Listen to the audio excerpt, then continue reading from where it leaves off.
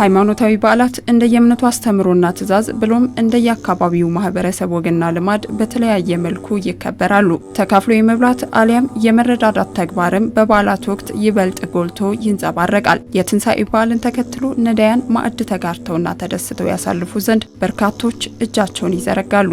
የኢትዮጵያ ኦርቶዶክስ ተዋሕዶ ቤተክርስቲያን እያደረገች የምትገኘው ተግባርም ይህንኑ የሚያጠናክር ነው። ቤተክርስቲያኒቱ ነዳያን ማዕድ የሚጋሩበትን የገቢ ማሰባሰቢያ በሰንበት ትምህርት ቤቶቿ በኩል ታከናውናለች። የአፍሪካ ህብረት ደብረ ምሕረት ቅዱስ ሚካኤል ካቴድራል ሰንበት ትምህርት ቤትም ይህንኑ ተግባር የጀመረው ቀደም ብሎ ነው። በር ላይ ድንኳን ዘርግተን ንዋያተ ቅድሳትን እናመጣና የተለያዩ የመንፈሳዊ ነጠላዎች፣ መጽሐፍቶች ምናምን የተለያዩ ይሄዳሉ የሚባሉትን እቃዎች እናመጣና እንሸጣለን። ይሄ ጾሙ ከገባ ጀምሮ ሁለቱንም ወር በየቀኑ የሚኖረን አገልግሎት ነው።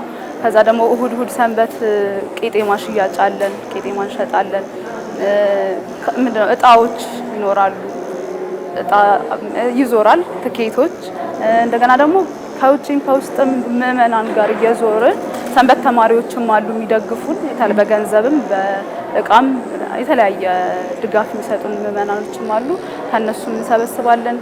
በልብስ በምናምን እዚህ ድረስ መጥተው በገንዘብም መጥተው የሚደግፉን አሉ። ከነሱም እንሰበስባለን። ሰንበት ትምህርት ቤቱ በሰበሰበው ገንዘብ ለበዓሉ የሚያስፈልጉ ግብአቶችን በመግዛት ለነዳያን የማዕድ ማጋራት መርሃ ግብር ያከናውናል። ሰንበት ትምህርት ቤቱ ያለፉትን 20 ዓመታት በዚሁ ተግባር ነው ያሳለፈው። የምንሰጠው ለበዓል የሚሆንም ከዛ በኋላ ከበዓልም ውጪ የሚሆን ነው። ከበጎ አድራጊ ሰዎች የምናገኛቸው የተለያዩ አልባሳቶች አሉ።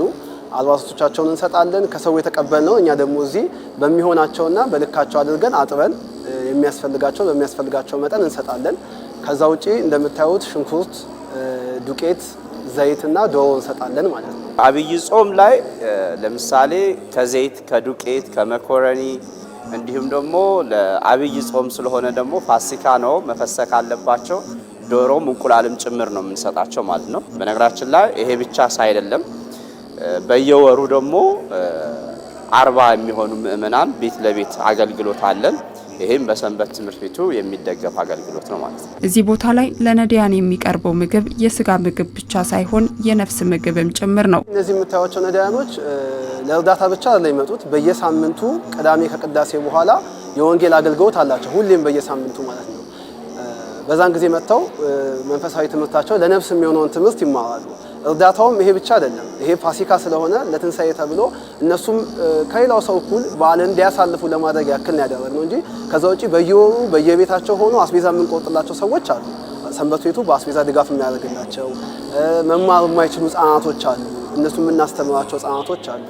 እዚህም ደግሞ ሲመጡ ደግሞ በተቻለ መጠን ከሰዎችን በመሃል ድጋፍ ካገኘን ከራሳችንም ቢሆን አድርገን ደግሞ በየሳምንቱ ሲመጡ የተለያዩ ቅዱሳንን እንዲዘክሩ በማድረግ ለነሱም ደግሞ የነፍስ የሆነ ምግቦችን ደግሞ ለስጋም የሆኑ ምግቦችን ደግሞ የምንመገብበት ፕሮግራም አለ። መሰል ስራ የክርስትናን አስተምሮ በተግባር እንደሚገልጽ ይነሳል። ቃሉን በመኖር የተቸገሩትን መርዳት የክርስቲያን እምነት አስተምሮና መገለጫ ነውና እምነታችሁ ስራ ቢኖረው መልካም ነው፣ ስራ ባይኖረው ግን በራሱ የሞተ ነው የሚለው መጽሐፍ ቅዱስ።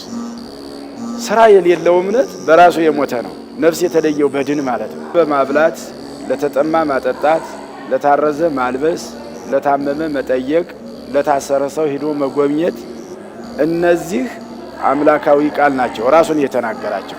የካቴድራላችን ሰንበት ትምህርት ቤት መዘምራን አዘጋጅተው ያቀረቡት ስጦታ ለነዚህ ለነዳያን ለተቸገሩ ሰዎች ሲሰጥ በእግዚአብሔር ስም ነውና በሌላ በስውር ወይም በምስጢር ለሱ እንደተደረገ ነው። ኖሮ ያሳየንን ህይወት ነው የምንኖረውና ክርስትና መስጠት ነው። ክርስቶስ ህይወቱን ነው የሰጠውና ስለዚህ ህይወቱን የሰጠ አምላክ እኛ ደግሞ ካለን ነገር ላይ መጽሐፍ ቅዱስ በምሳሌ ምዕራፍ 19 ለድሃ ቸርነትን የሚያደርግ ለእግዚአብሔር ያበድራል ይላል። ስለዚህ ለድሃ ቸርነትን ማድረግ ማለት ለእግዚአብሔር ማበደር፣ እነሱ ጋር ሆኖ ማሳለፍ መቻል፣ የነሱ ፈገግታ ማየት፣ ሲስቁ ማየት ለኛ ትልቅ የነፍስም የስጋም እርካታ ነው። በበዓላት ወቅት ጎልቶና ተበራክቶ የሚስተዋለው የማዕድ ማጋራትና ለተቸገሩ የመድረስ ተግባር ከበዓል ውጭ ባሉ ቀናትም መቀጠል እንዳለበት በርካቶች ይስማማሉ።